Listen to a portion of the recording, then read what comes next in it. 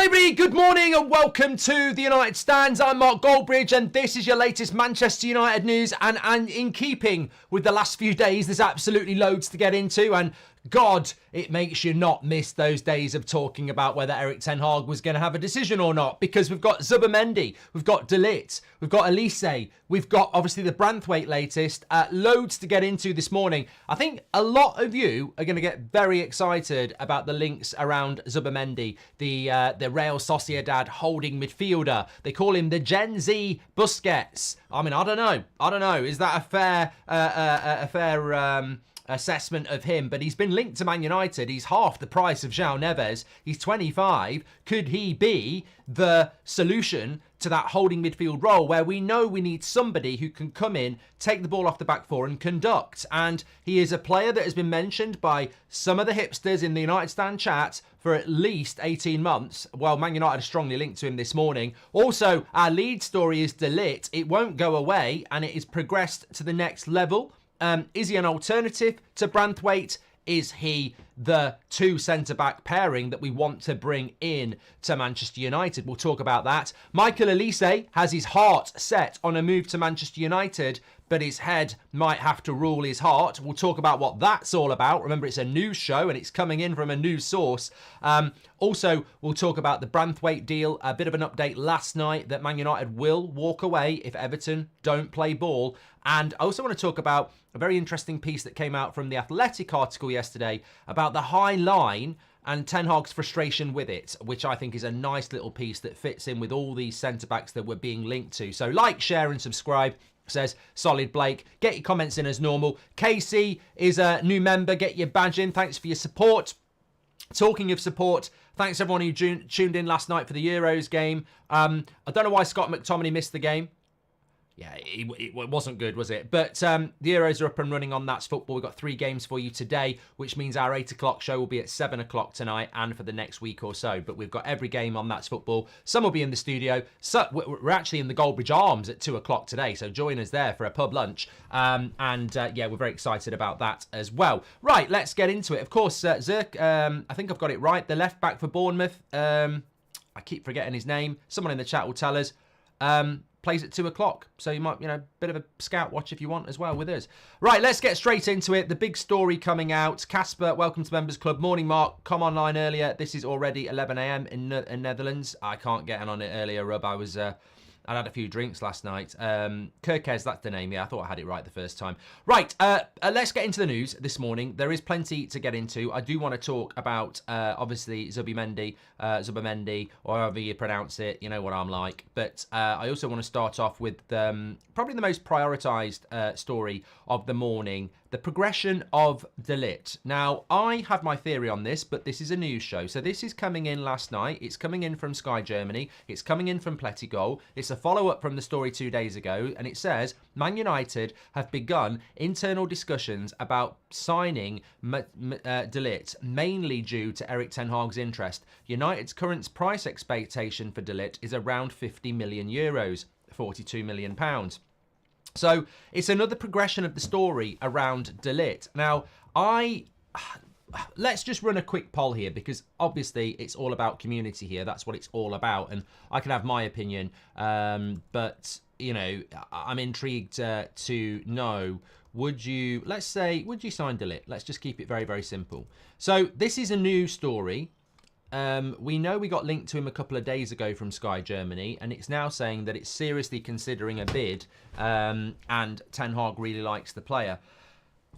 Look, on the very basic level, I have got no issue with De Ligt as a player. I really liked him at Ajax. There was talk that he might come to Manchester United. He went to Juventus. He went to Bayern Munich. He's done okay. You can check him out in the Euros, of course. I think Netherlands are playing tomorrow, I think. So you could be able to check them out.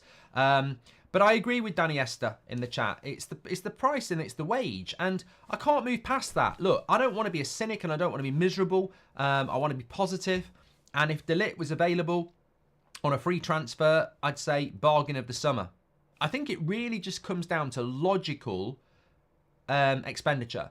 And there are better deals to be done.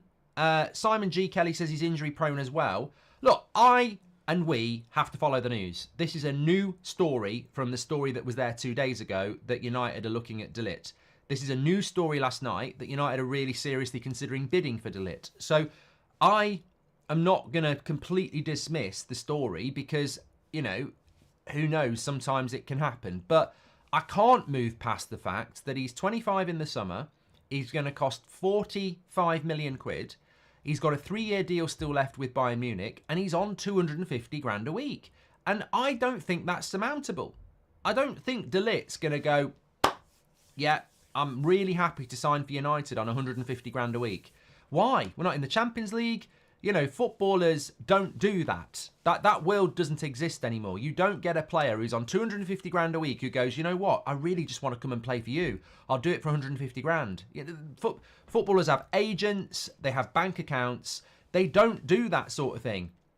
Harry Maguire last summer was correct. Whether we liked it or not, he had a contract for 190 grand a week with 2 years left on it. Man United sold him to West Ham. West Ham agreed a deal. West Ham wanted to pay him 100 grand a week. And Harry Maguire basically said, I'm on 190, I'll go to West Ham, but someone can cover my wages for the next year. And United said no, and West Ham couldn't, so he stayed. And that's how it works. Harry Maguire's not wrong. He has 2 years left on a contract at 200 grand a week. Why should he take a 100 grand a week cut to go to West Ham? And it will be the same with De Ligt. I'm sure De Ligt would like to come and sign for Man United, but he ain't going to take a 100 grand a week pay cut. And no centre-back should be getting 250 grand a week in 2024 at Man United. No centre-back. I don't care. We have to be quite snobby about it now. You know, ultimately, if you score 30 goals a season, all right, let's talk about 250 grand a week. But if you're a centre-back or a right-back or a winger, I'm sorry, you're not going over 200 grand a week anymore. We've got to. This is where you draw the line in the sand. So I will say that, yes, this morning it's saying that Man United are progressing in their interest of De Ligt, and this is coming from Sky Germany and Plettigol. I acknowledge that. We'll bring it into the show. But in my opinion, it's not going to happen because the wage is completely and utterly unrealistic, and it's a massive red flag, and it's unsurmountable as a barrier when he's got 3 years left on his contract at 250k a year. Without getting into your comments about, is he injury prone? Is he actually good enough? You know, I contrast De Ligt on 250 grand a week at 25 with Todibo, who will be on less than 140 grand a week if he comes to United. And I think, and he's going to cost less money. And I think the obvious, you know, Todibo is obviously the better deal to do. So for me, it is and has to be a big, big no and a big waste of time. But I will also throw my hat in the ring on this and say, remember the 5 strands of a transfer. It's not true. It is true. It's an agent trying to generate interest using Man United. It's a club trying to generate interest using Man United. Or it's an agent using Man United to get a contract at the club they're already at, a new contract. And I, as I said before, will file this firmly under Bayern Munich using Manchester United to take a player that they want by using Man United to say to the rest of Europe, there's a lot of interest in De Ligt. Because put yourself in the shoes of Bayern Munich. You want to sell De Ligt because you want to bring another centre-back in, and it's basically the Jadon Sancho effect. How do you sell him? Put yourself in Bayern Munich's shoes. You want to sell De Ligt. He's got 3 years on his contract. He's on 250k a week. How do you sell him?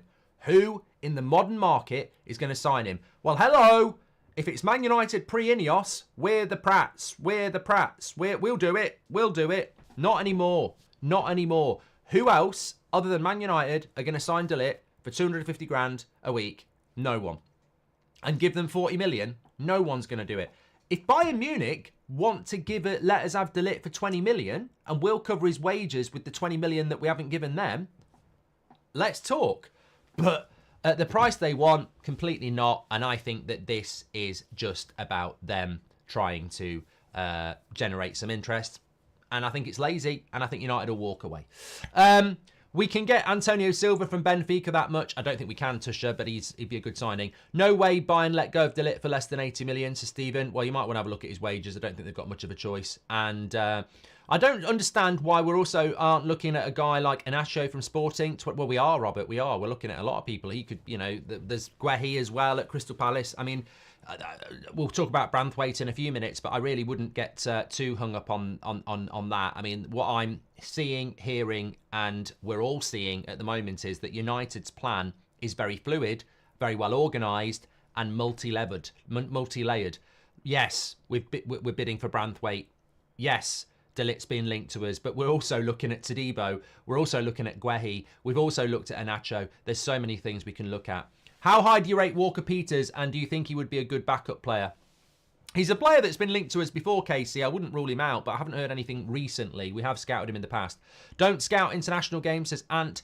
Morning Mark, says AMG. Shame I can't always watch the shows live, but love watching them. Great shows last night. Hope all is well. AMG, hope it's well with you as well. Casper, welcome to the members club. You're a legend.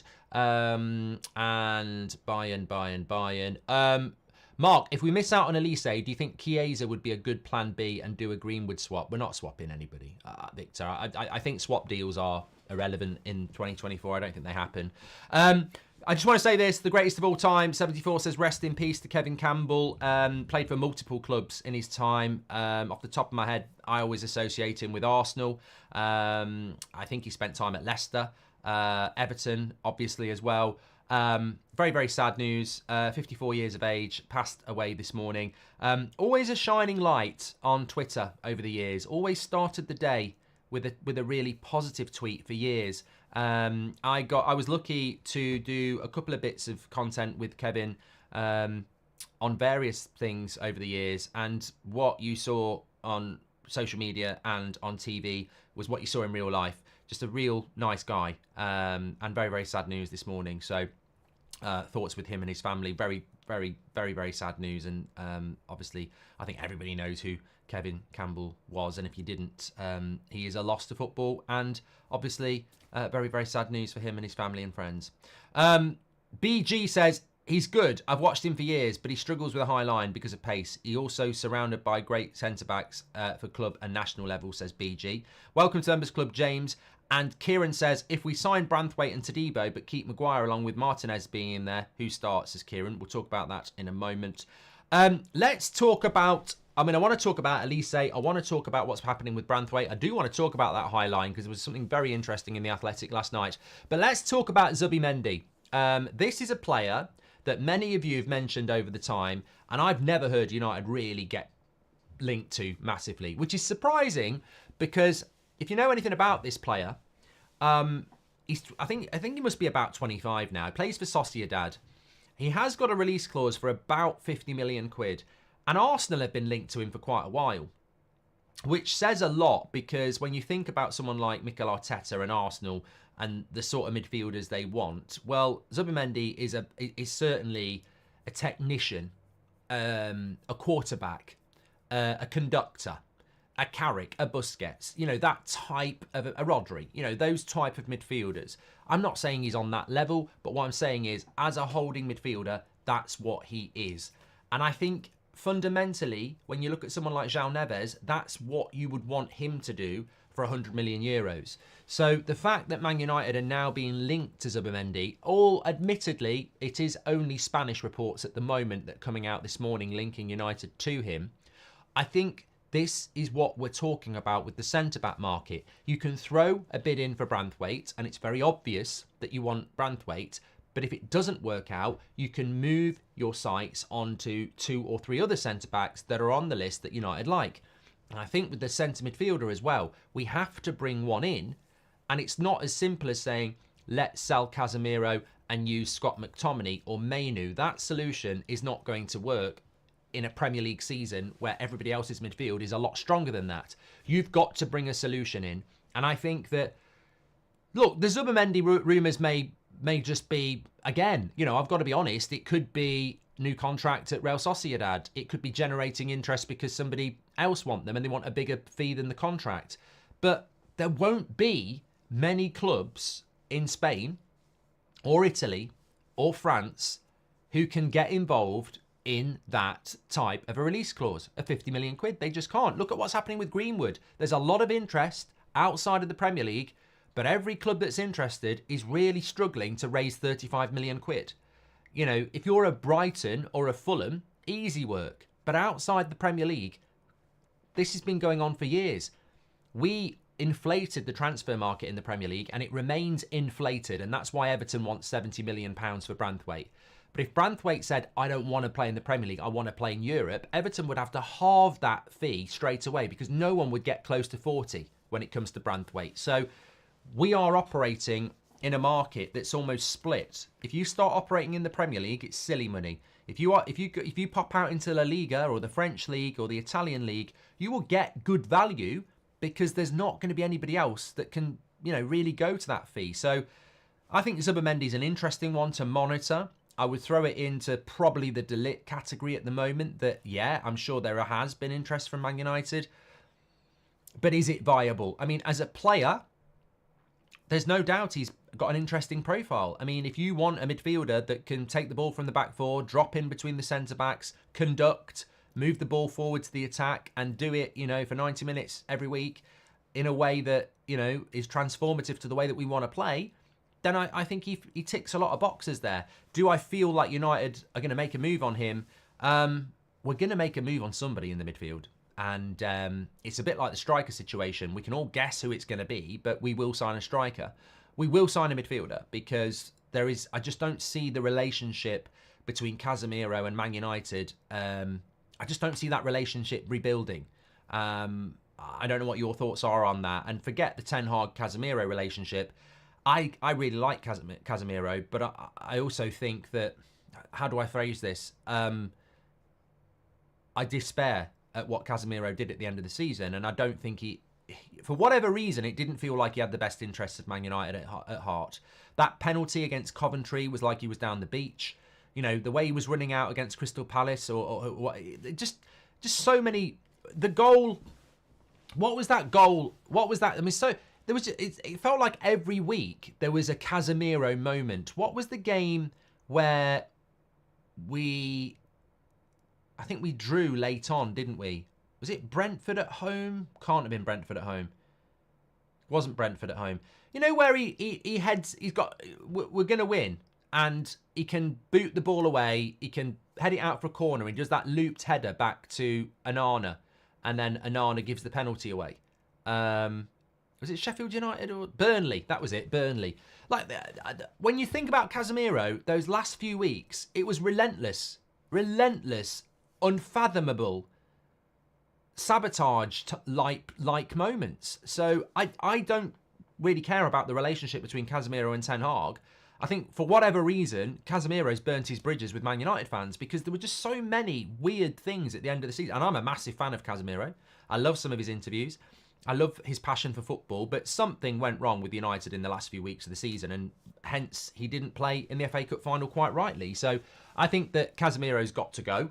And if Casemiro's going to go, you've got to have a serious thought in your head about who's going to come in.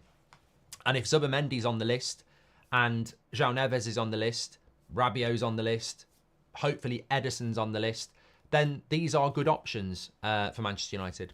Do you think United should or would offer players and cash for targets they won't pay over the odds but really want to, says KC? Well, I want to talk to you about Olise, but let's talk about Branthwaite. Last night, a couple of UK outlets obviously reported in the afternoon that started off with David Ornstein, £35 million bid for Branthwaite.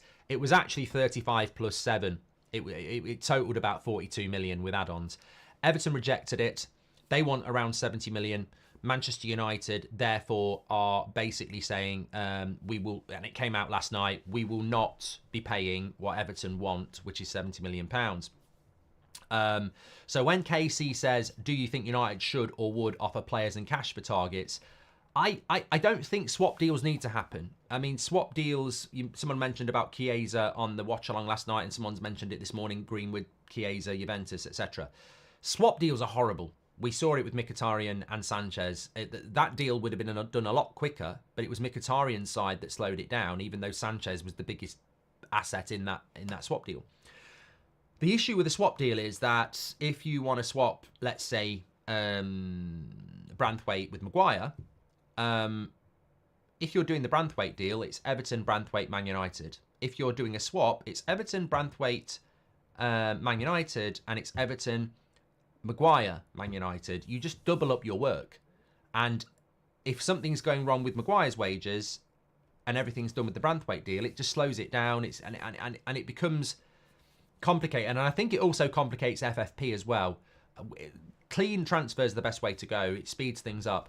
What I think can happen is, hypothetically, you buy Branthwaite for 55 million or whatever, and as part of those things, you say, look, you can have Wan-Bissaka for 25. So as soon as this deal's done, go and get Wan-Bissaka for 25. You don't need to do a swap deal. And as I said, I think when you look at Everton, Ahmad, Pellistri, Wan-Bissaka, Lindelof, Harry Maguire, Scott McTominay, there's 6 players there, whether you like it or not, that I think would all be good signings for Everton that we could do business with. But Everton have got to start playing ball. And as it said last night, Man United are not interested in going anywhere near Branthwaite's release 70 million price tag from Everton. And I like that because I tell you what, we shouldn't be doing that type of stuff anymore. Same with De Ligt. We shouldn't be going anywhere near it. Somebody should be saying to Ten Hag and Wilcox, if they're interested, look at his wages, forget about it.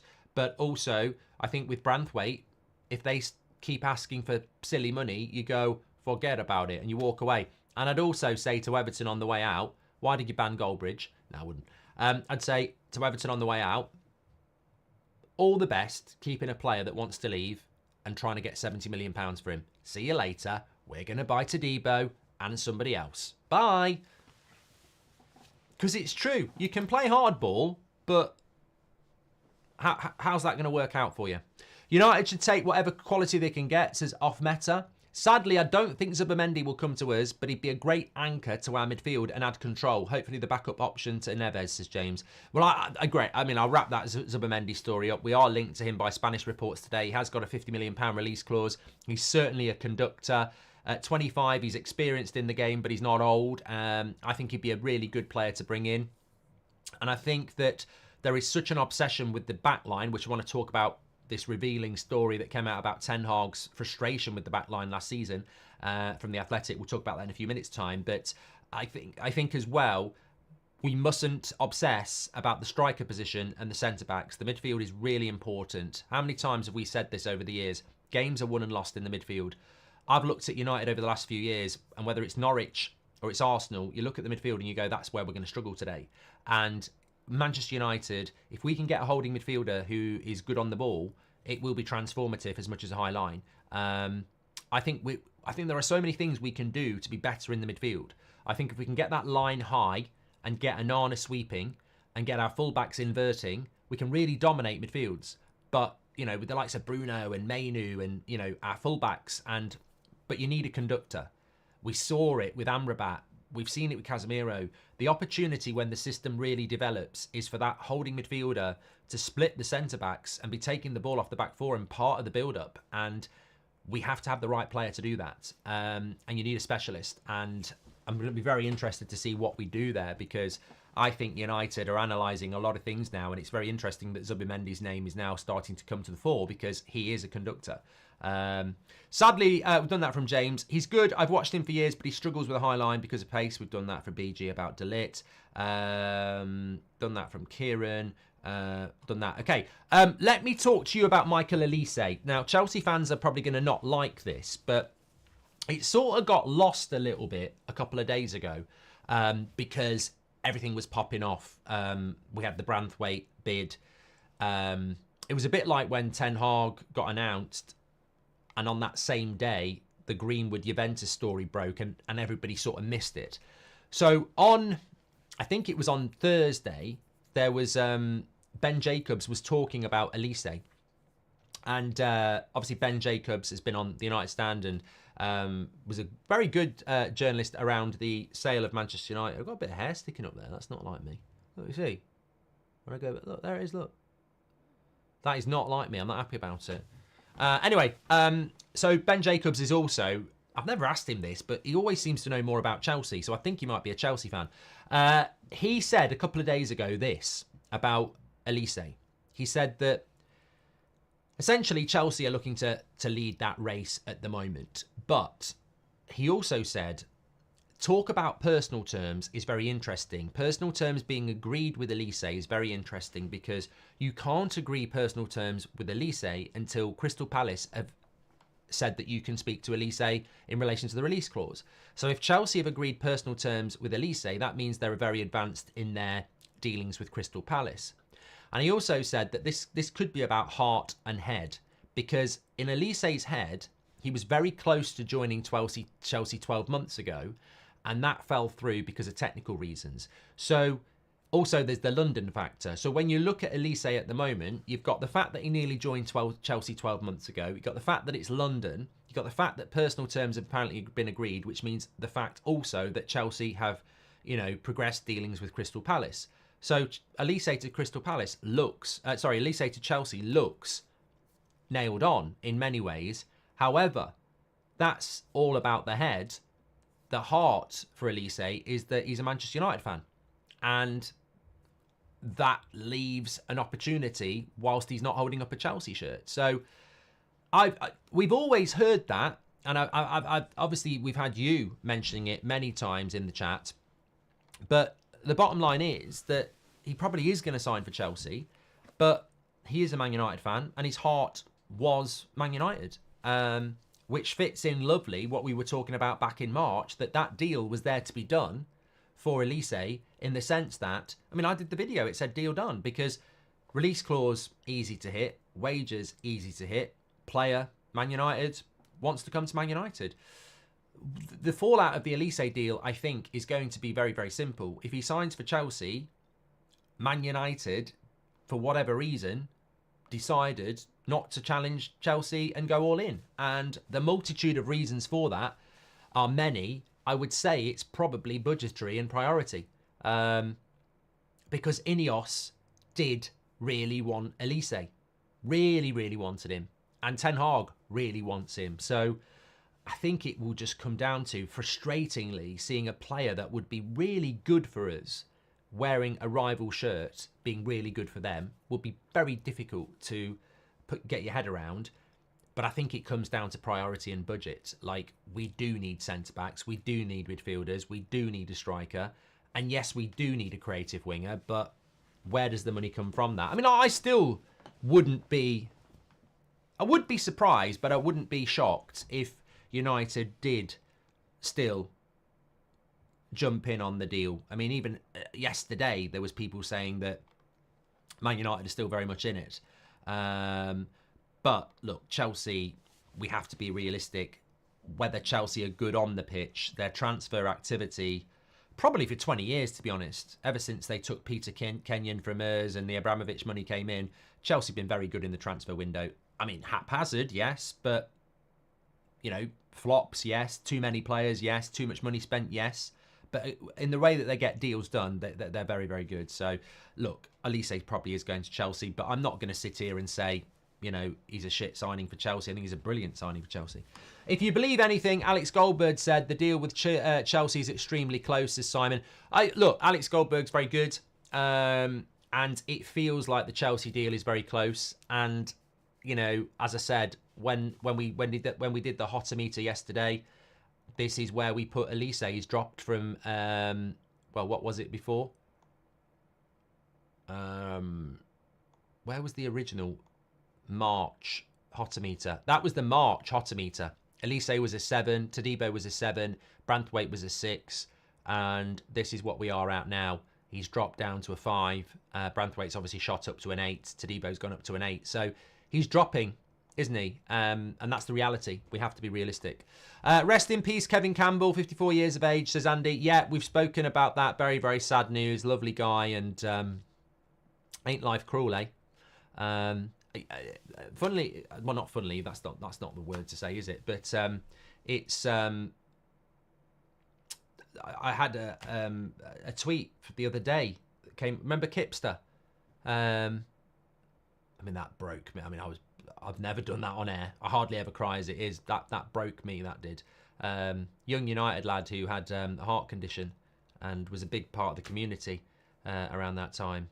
And then we just run the morning show, and he'd had an operation and he hadn't made it. And life's just not fair. I always say this to my kids, like, if I ever hear anybody say life's not fair or it's not fair, I say, well, welcome to the world of Earth and human being. It's not fair. I think if you dwell on not fair, you're cheating yourself, really. If you're waiting for life to be fair, you're going to be waiting for a long time. You've just got to roll with the punches and, get up and go again and try and be a good person. And, Kevin Campbell, from what I knew, was a lovely guy, and it's just very, very sad news. Very, very sad. Hope you're having a great morning, says Gavin. Amrabat, Tadibo, Frimpong and Kettler, says Alan Casey. I think he's just throwing names out. Any update on Ten Hag's contract extension, says Ross. I mean, that contract extension, I reckon, will be done before the start of pre-season. We don't need to massively worry about that. Locatelli is available at Juventus for cheap, says Tusha. I think he's also injured as well. And Arman says, what do you think we'll do with Malacia this summer? And do you think Ten Hag will introduce Harry Amas into our first team next season? I think this is a really interesting point. I do. I really do. Amas probably isn't quite ready, but it's not going to be long. And he's probably going to be ready in the next 18 months. So to start playing games, not be our starting left back. So if you buy a left back and you've got Luke Shaw and Amas is coming through, what do you do with Malacia and what type of left back do you buy? Because you don't want to stun Amas. Having said that, look at what we've done with the likes of Brandon Williams, with Norwich and Ipswich. Amas, for me, probably is a good player to get out on loan as soon as he's ready, but there might be an opportunity in the team. We've seen it with Mainu, we've seen it with Garnacho. So the left back scenario isn't as straightforward as just go and buy, this Zirkez or whatever his name is, Kirkez, from who's playing this afternoon. Watch him at 2:00. Bournemouth, but Hungary this afternoon. What do you think we'll do with Malacia? I've done that one. Undav would be a smart 30-goal a season striker, says Marv. Well, some people were saying Fulkrug last night. Do you think United should or would offer? I've done that one from KC as well. But look, talking about the centre-back situation, we've got a bit of a poll going on this morning. Would you sign De Ligt? 55% of you, yes. 45% of you, no. I like that because I think if you're asking me, would I take De Ligt at Man United as a player, I do like him. But we can't operate like that anymore. We've also got to go, who's paying the wage? And that, for me, is why it won't happen. Would I take him if his wage was reasonable and his price was reasonable? Yes. I think he's a good player. Would I take him over to Debo? There's a conversation. Interestingly, I think the centre-back dynamic is so compelling at the moment because, remember I said yesterday, personally, what I would do this summer is Varane's gone and I would sell Lindelof and Maguire. So 3 centre-backs go out. I'm left with Martinez, Kambwala and Johnny Evans. And I would buy 2 centre-backs, whether that's Branthwaite and Tadibo or Guehi and De Ligt or whatever, right? I would get rid of Maguire. I would get rid of Lindelof. And obviously Varane's already gone. And I would use Kambwala, Evans, Martinez and 2 new centre-backs as my 5. And then on top of that, obviously, that you've got people like Luke Shaw who can tuck in if you bring a left back in. So I think we'd be absolutely fine with that. In the Athletic article yesterday, very good piece, loads of information in there. And it referenced the part in there about Erik Ten Hag's frustration with the back 4 last season. And how Onana was meant to be this transformative signing that Ten Hag took a big risk on. And it really annoyed him because he knew the status of David De Gea in the fan base and in the dressing room. And he knew that De Gea, quite rightly, had earned those stripes as, somebody in the club that demanded a lot of respect, but was also a good goalkeeper. And Ten Hag knew he was making a really big decision, but saw it as a brave decision where he wanted to be justified in the sense that he wanted a ball-playing goalkeeper and De Gea was not that. So what Ten Hag wanted to do last season was get that line up and get De Gea, and get Onana as the sweeper keeper and transform the way we play. And he expected and hoped that by Christmas, or certainly by the summer, people would go, this guy knows what he's doing, look at what he's done. But obviously he never could do that because of the amount of injuries we got at centre-back. And it references a point where in one particular game, he's trying to push Varane up the pitch and Varane's dropping towards the edge of the box. And it goes on to say that as good as Varane is, he's actually better as an edge of the box centre-back later on in his career, more than somebody who wants to play high up the pitch. And we already know that about Maguire and Lindelof and Johnny Evans. And obviously Martinez was injured. So Ten Hag ended up in this frustrating position where everything he'd wanted to do with Onana and his defence became impossible. And the gap in the midfield became massive because he's got an attack that wants to press from the front, and he didn't want to stop that because he didn't want to park the bus. But then he's got a defensive line that just naturally wants to go to the edge of the box, and you're left with this huge chasm in the middle. And look, we all know that. I mean, Jamie Carragher was bloody virtually having a excited fit on Sky Sports because he thought he'd spotted something no one else had spotted. We spoke about this time and time again. What's the point in me saying this? Well, we're talking about signing centre-backs. And we saw it. Ten Hag knew it.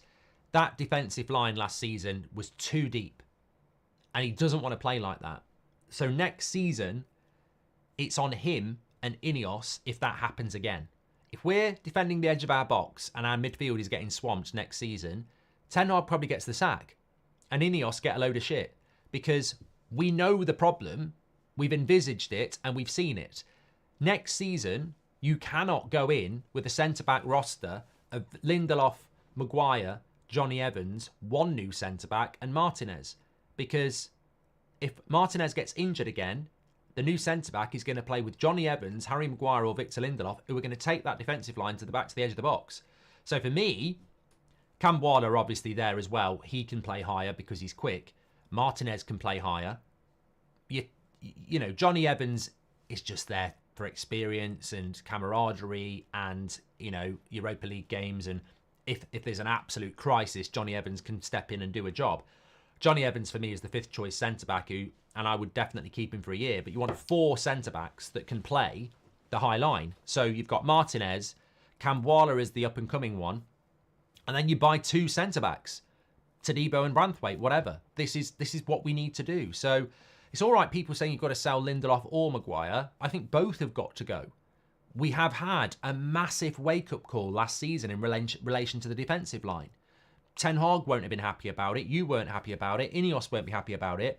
But we can't walk into next season and still have Evans and Maguire or Evans and Lindelof and only one new centre-back. We've got to change that because it changes us in a multitude of ways. It doesn't just get the defensive line up. It brings Onana into the game as a sweeper keeper. It allows our attack to be more condensed and it will make us play better. So I think we need to buy 2 centre-backs and I'll be stunned if we don't. Absolutely stunned. Hummels would be interesting, says Extra. Not at his age, I don't think he would. Benjamin says, apparently Hummels is a free agent. Would you sign him on a free? But I don't see what Hummels does that Varane wouldn't do. And Varane wanted to go back to the edge of the box. I mean, does Hummels want to play on the edge, on the halfway line at his age? I don't think he does. So I don't think that works. Millwall goalkeeper dies at 66, says Whoops. Sarkic. Yeah, I saw that. I mean, I don't really remember the player, but that's horrible news. Absolutely horrible news. Chelsea says, Mark, can my boyfriend Ben a happy birthday? He's only 26, but he feels old. Oh, I tell you what, if I was 26, I'd feel like I was still in bloody nappies. Tell him to enjoy his day. It's still young. Which is obviously the contrast of that goalkeeper passing away. Life's for living, everybody. We're here for a good time, not a long time. Enjoy it. Yeah.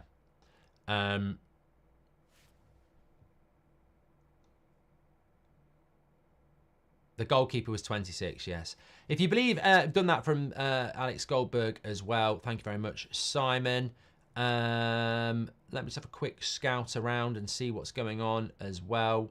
I think I've covered most things I wanted to talk to you about this morning. Don't forget, we've got 3 watch-alongs on That's Football today, starting off at 2 o'clock.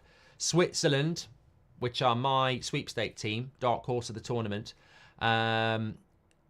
Spain at 5 o'clock. I don't know. I haven't even looked at the Spain squad. I'm looking forward to watching Spain. Is my point. They're playing Croatia, another dark horse, and then Italy tonight. I'm looking forward to as well. But let me just have a quick look at the Spanish squad. I mean, obviously, I know some of their players: Raya, Simon, Carvajal, Nacho, Grimaldo, Laporte, Cucurella. Zubimendi is in the Spanish squad. I don't know whether he starts. Rodri. Yeah, I don't. Yamal will be interesting, actually. He's exciting. Navas still gets picked for Spain at 38. Yeah, I don't know why people think Spain are going to do well. I look at that squad and I really don't honestly look at that and think that there's something going to happen there that's interesting. But it's all up for grabs. Yeah, very very sad this morning. So we've got this goalkeeper, Birmingham City, Sarkic, who has passed away at the age of 26. And then a lot of people also talking about Kevin Campbell, who was sadly passed away at 54. As I say, with Kevin, did a bit of content with him, lovely guy. But if you check his Twitter, most mornings it was something really positive about enjoying the day, smile on your face. Why is it the good ones, eh? Well, like I said, life's not fair. Don't waste your time thinking about why life isn't fair, because you'll never find the answer. It doesn't work like that. Good people die, bad people live. And that's just in the movies. But no, it's very, very sad. I don't get fans wanting Hummels and De Ligt. That's what old United without Sir Jim would sign, says Dazzo. Exactly. I think, look, I can only tell you what I know. And a lot of what I know is what you see. And I'm not just talking about me. At the moment, United are doing something we haven't done for a long time. We are fingers in many pies, but fingers in pies we want to be in. There's a lot of... No, I better not say that. There's a lot of fingers in pies, and they're not because we haven't got plan A, B, C, D, and we're on plan F. It's because we're going, well, this is the player we want, but if that's going to be a waste of time, we just move on to this one. They've lined up, I think, 3 or 4 players in each position that they actually do want. And I think they've lined them up in a way that it's a bit like being in an all-you-can-eat buffet. And you think you want lasagna, and then you look at the lasagna and you go, I'm not so sure, actually. I'm just going to go out, I'm going to go and have the curry. And I think that, wait. I think that's what United have done. And I think in the past, you spend all summer going after Frankie de Jong, and then you end up overpaying on Casemiro. And I think that United are moving a lot quicker. And look, critics will say nonsense, we've got plan A and we're going for plan B. But it's how quickly you move from plan A to plan B that shows that plan B is more of a plan A minus. And what I mean by that is, I don't think United are going to mess around on the Branthwaite deal for the next month. I think they're going to gauge Everton. And if Everton are stupid, they'll just go, fine, leave you with it. We've got other players. Hence, I think the Zubimendi story is interesting because I think we want João Neves. We'll play a game with Benfica for a little bit. And if Benfica do an Everton and say, look, we're not moving on that price, we go, look, we really do like the player. Respect, you keep him. No one else is going to pay that price. We're moving to Zubimendi or Edison or whatever. And I think that's what United are doing. I don't think we're there to get messed about with. And I think we've got a lot of work that's gone in on multiple players. And I don't think we're going to shift away. And I don't think we're going to be played. And I think we're moving a lot quicker as well. So... yeah, I'm excited by it. And the exciting thing as well is that genuinely we are talking to a lot of players. And the reason it is at the moment exhaustive, the list is so big and there's so many what feel like credible stories going on, is because it's a little bit like a dam. Like a dam that holds the water back and then, there's nothing there. And then you open the dam and there's this rush of water. Well, that dam has been the decision on the manager. United didn't want to move forward on signings until they decided on the manager, and everybody was being kept back. But conversations had taken place. Branthwaite, other players, those conversations had taken place. But it was just like, can we just sort the manager first? You sort the manager, the floodgates open, and that's why at the moment it's like, wow, that story. Xerxes, everything is happening all at once, and it feels like it's not chaotic, just massively exciting, but you're sort of like, wow, we've never been like this before. But it is because of the manager situation, and we've prioritised that. I know there's a lot of work that's gone in, and keeping Ten Hag was always going to be better for transfers anyway, because Ten Hag has told the club, these are the players I want to get rid of, these are the players I want to bring in, and United have worked on that. Whereas, obviously, we know a new manager might have a different thing. So, at the moment, it's really, really exciting. It's really, really interesting. I wouldn't start ruling anybody. I don't think we'll sign Xerxes, but I wouldn't rule it out. I don't think we're going to sign João Neves, but I wouldn't rule it out. I don't think at this point we're going to get Olise. I think he'll go to Chelsea, but I wouldn't completely rule it out until he's holding up the shirt. And De Ligt, to me, just feels like Bayern Munich using Man United, but you just have to wait and see, won't we? Would you sign Memphis Depay on a free, says BG? I mean, look, somebody just said it there. Dazzo says, I don't get fans wanting Hummels. That's what United used to do, and we've got Sir Jim now. I think when people start talking to me about Memphis Depay on a free, it reminds me of the things United used to do. And most of us didn't want Ten Hag to get sacked because that's the sort of thing we used to do. Most of us don't want to sign De Ligt on 250 grand a week because that's the sort of thing we used to do. And Memphis Depay on a free transfer, it sort of feels like the sort of thing we used to do with Cavani and people like that. So I want to see something different. Rather than getting Memphis Depay on a free, I'd rather we bought some 20-year-old, next superstar striker from Mexico that no one's ever heard of for 5 million. Like, I'd rather we did something a little bit different. And what you've got to remember as well is, and somebody made a great point about this, even if you look at Branthwaite, 160 grand a week is a lot. 70 million pounds is a lot. If United go ahead and go, look, we really just want to do this deal, and then Branthwaite comes to Man United and he doesn't live up to it, but he's got a 5-year deal. You've got a 5-year deal that you spent 70 million pounds on and gave 160 grand a week to. And 2 years later, when he's not done that well, he's got 3 years left on his contract. No one's going to cover the 70 million and no one's going to cover the 160k. And then you've done exactly what United have been doing for the last 10 years. And it's the same with De Ligt. You sign De Ligt on 250 grand a week at 25 and he doesn't adapt to the Premier League and he becomes injury prone. In 2 years' time, when you want to sell him and he's got 3 years left on his contract or 2 years left on his contract, no one's going to give you 40 million and cover 250k a week. And Ineos are just not going to walk into these deals anymore because we all know the algorithm. 60% of transfers might be successful, which means 40% won't be. When you buy a player, there's a 40% chance they won't be successful. So if you give everybody massive wages, you are 40% of the time going to be stuck with massive wages for years. This ain't going to happen anymore. It's just not going to happen anymore. It can't happen anymore. We have been lumbered for a decade with players that we needed to get rid of that we couldn't because we gave stupid wages out and stupid transfer fees. We simply can't do it. And I actually think in the negotiations with Blanc and Barada or whoever, we will sit clubs down like Everton and say, look, I know you want 70 million, but this is why we won't do it. And if you can find a club that's going to do it, that's fine. But if you want to have a proper conversation, let's talk. Simple as that. Anyway, look, thanks everybody for watching. I'm back at 1:30, so not that long until we're back live. We're going to be on That's Football for 3 watch-alongs in a row. But sandwiched in between that at 7 o'clock, we've got the evening show. So I will be live with you on here at 7 o'clock. Unless something big happens in between, and let's not forget it can do. It was a Saturday when Van der Beek got deal done. Here we go. So it can happen. Make sure you're subscribed. Smash a like on the video. And I'll speak to you all in a bit. Legends this morning, really enjoying the positive chat and conversation. You might not want all of these players, but I think the conversation is interesting. Rest in peace to Kevin Campbell. Yes, very, very sad news. And also to the goalkeeper as well, who I didn't know a lot about, if I'm being absolutely honest. But sad news about Sarkic as well. I think he was Millwall and Montenegro goalkeeper. So I don't know what's gone. I don't know what's happened there, but it's tragic as well. Football's lost 2 people this morning, and our thoughts and prayers are with them and their family and friends. I'll see you on That's Football later. The Football Euros continue. Make sure you smash a like and subscribe.